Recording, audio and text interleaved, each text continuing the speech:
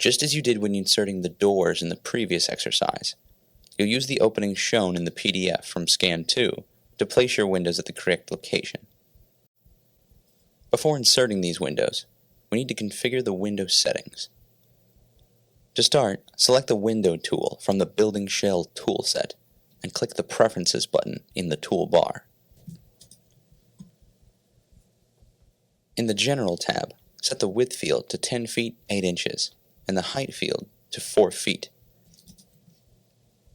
and the elevation and wall field to 96 inches. Also, set the Sash drop-down menu to Custom. This allows you to create custom sash openings with as many sashes as you want.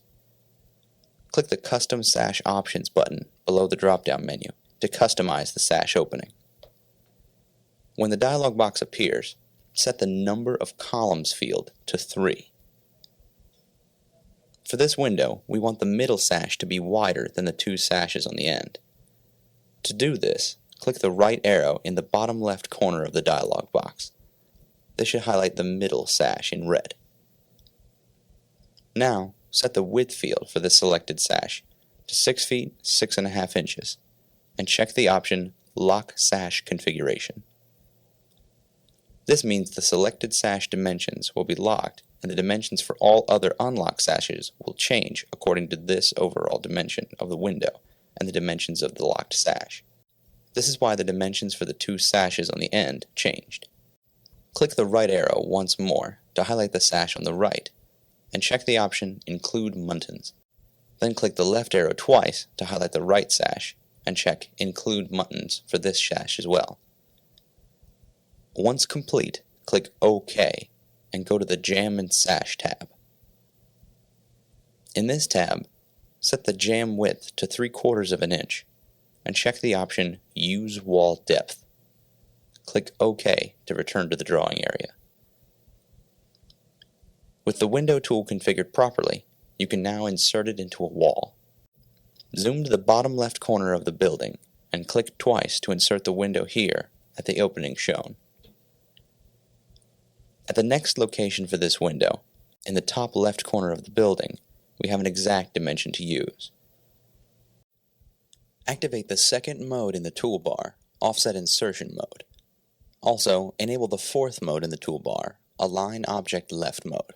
Now click on the corner to the left of the opening.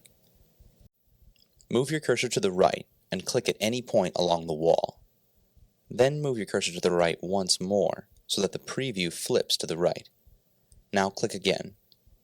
This will open the Enter Offset dialog box. In the Offset field, input a value of 1 feet 11 3/8 inches and also choose Insertion Point for the option Offset Using, then click OK. When you return to your drawing area, you'll see the window move 1 feet 11 3/8 inches away by its left edge. You can switch back to the first mode in the toolbar and also switch back to Align Object Origin mode and insert another window in the opening just to the right of the window you've just inserted. However, the width of this window should be smaller. To quickly change the width of this window, while it's still selected, go to the Object Info palette and change the width field from 10 feet 8 inches to 8 feet 10 inches, and press the Enter key to lock in the value. You'll need to insert a few more windows with this same width of 8 feet 8 inches, so again we can use the Create Similar Objects command. This time, instead of right-clicking on the window, hold Command and Option on a Macintosh, or Control and Alt on Windows. Notice the cursor changes to an eyedropper. Click on the last window you inserted. Now, the Window tool will use the same parameters set with this specific window. You can now continue and insert a window in these 2 openings near the bottom left of the building.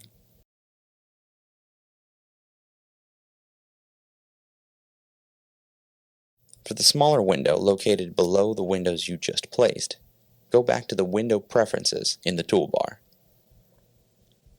Then in the General tab, set the width field to 4 feet and change the Sash drop-down menu to Casement.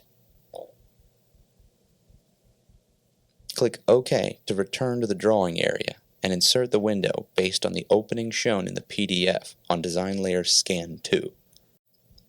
There's one or more of these small casement windows located toward the top left of the building. Place another one here. Now you're finished with this particular type of window. Next, you'll need to configure another custom sash window. Again, with the window tool still active, click the Preferences button in the toolbar. In the General tab, set the width field to 6 feet, the height field to 8 feet 7 inches, the elevation in wall field to 0, and also choose Sill of Window for the elevation reference. Additionally, choose Custom Sash from the Sash drop-down menu, then click the Custom Sash Options button. When the dialog box appears, set the number of rows field to 2 and the number of columns field to 1. Click OK twice to return to the drawing area, and click twice at the shown opening to insert the window. You're almost done with the windows for this floor. There are just a few fixed glass windows to be inserted in the walls in this area.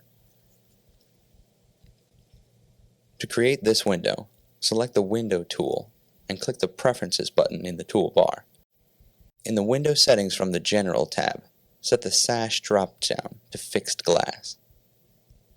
Also, set the width to 15 feet, the height to 5 feet, the elevation in wall to 4 feet, and the elevation reference to Sill of Window.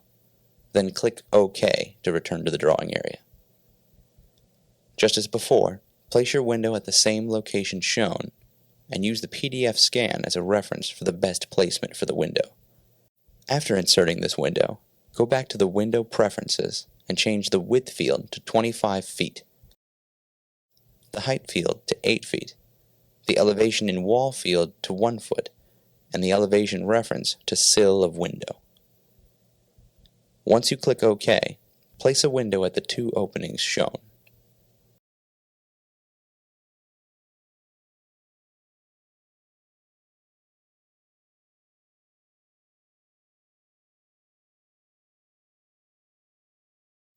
So far, you've only created windows using the Window tool, but sometimes when you have a uniquely shaped window, you'll need to create it from scratch and create a symbol to be inserted in the wall. This is the case for the next type of window you'll be creating. First, select this wall. Then, in the navigation palette, set the roof layer to visible. Also, switch to a back view from the view bar and zoom in on the highlighted wall. You'll be creating a triangular-shaped window in this wall. Select the Polygon tool from the basic tool palette and make sure Vertex mode is enabled. Now, click at the same 3 points as shown. Don't forget to use the snap loop to temporarily zoom in for a better view.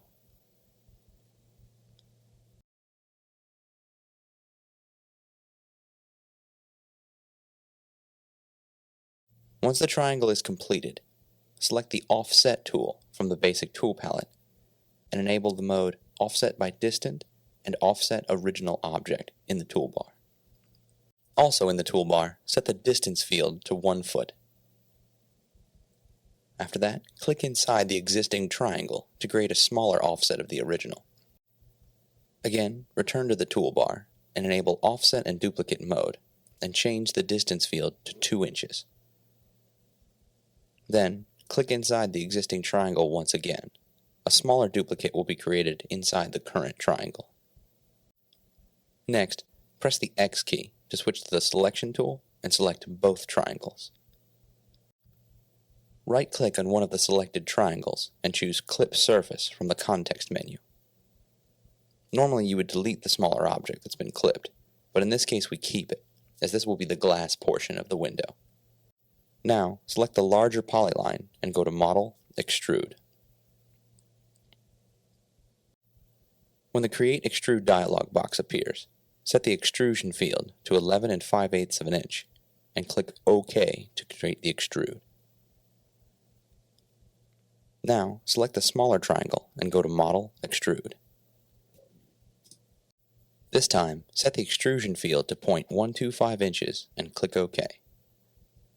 While this second extrude is still selected, go to the Render tab in the Object Info palette locate the Texture drop-down menu and choose Glass Clear.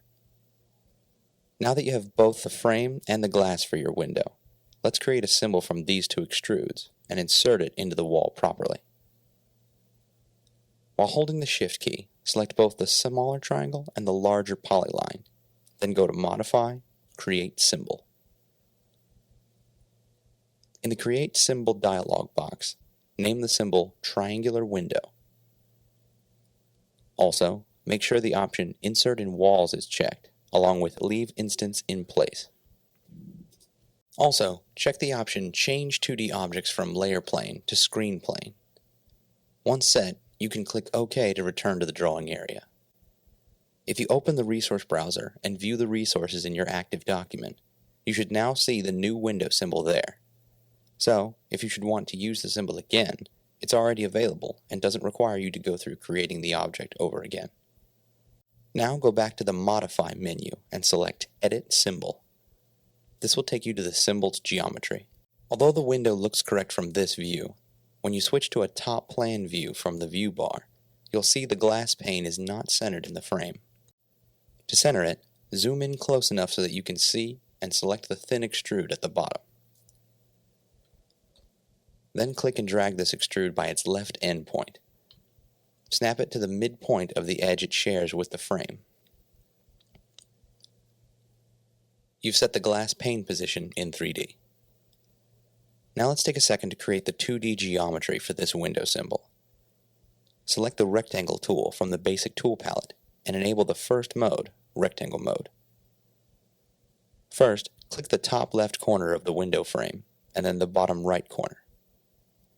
Next, switch to the Line tool and move your cursor along the top edge of the frame close to the left corner until you see the cursor cue End Point.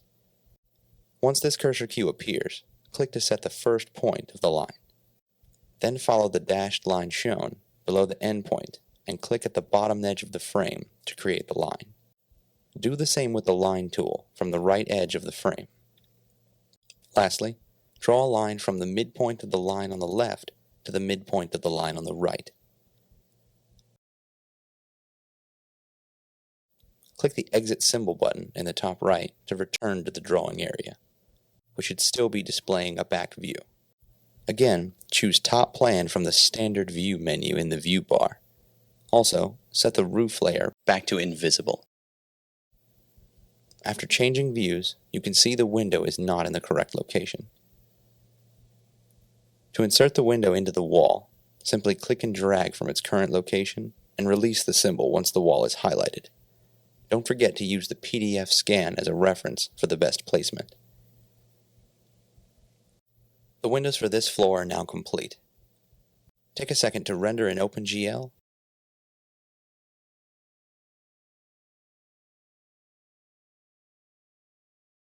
and use the flyover tool to see your results.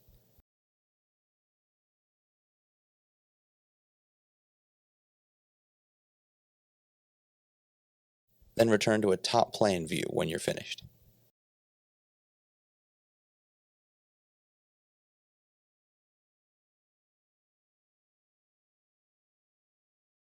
To create the circular windows for this building, we'll use the Window tool, just as we've done with most of the windows thus far.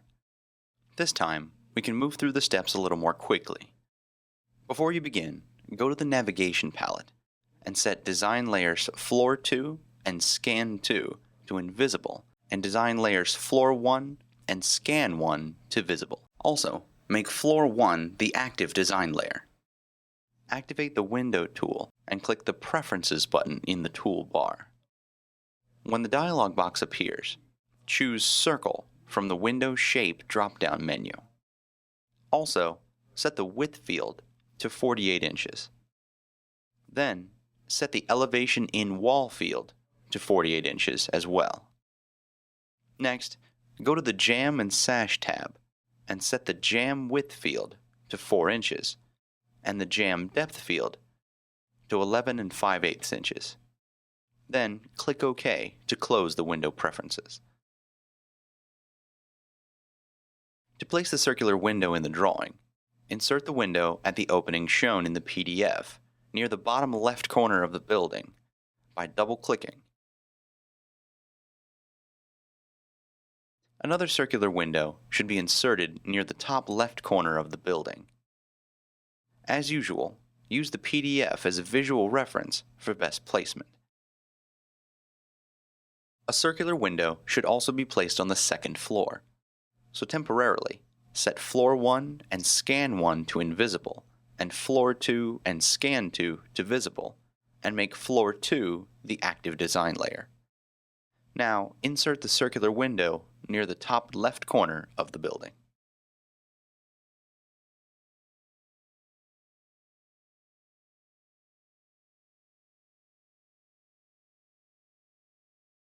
For the rest of the windows, you'll use the Create Similar Objects command with the Window tool. Hold the Option and Command keys on Macintosh or the Alt and Control keys on Windows and click the window to the left of the circular window you've just inserted. This will activate the Window tool with the parameters of the window you just selected. Since you are still working on the Floor 2 design layer, in the Navigation palette, set Floor 2 and Scan 2 back to invisible, and make Floor 1 and Scan 1 visible. Also, make Floor 1 the active design layer. This window will be inserted at around the same location the window on the second floor, so use the PDF scan as a reference to place it. For the next window, located above and slightly to the right of the one you just placed, activate the second mode in the toolbar, Offset Insertion Mode. Also, enable the fourth mode in the toolbar, Align Object Left Mode. Now click on the corner to the left of the opening. Move your cursor to the right and click at any point along the wall. Then move your cursor to the right once more so that the preview flips to the right. Now click again. This will open the Enter Offset dialog box. In the Offset field, input a value of 1 feet 11 3/8 inches and also choose Insertion Point for the option Offset Using, then click OK. When you return to your drawing area, you'll see the window move 1 feet 11 3/8 inches away by its left edge. You're almost done with the windows and doors for the building. In the following videos, you'll learn to create curtain walls for the entrances and curved windows for the round wall in the lecture hall. So now is a good time to stop and render in OpenGL and take a look at your progress with the flyover tool.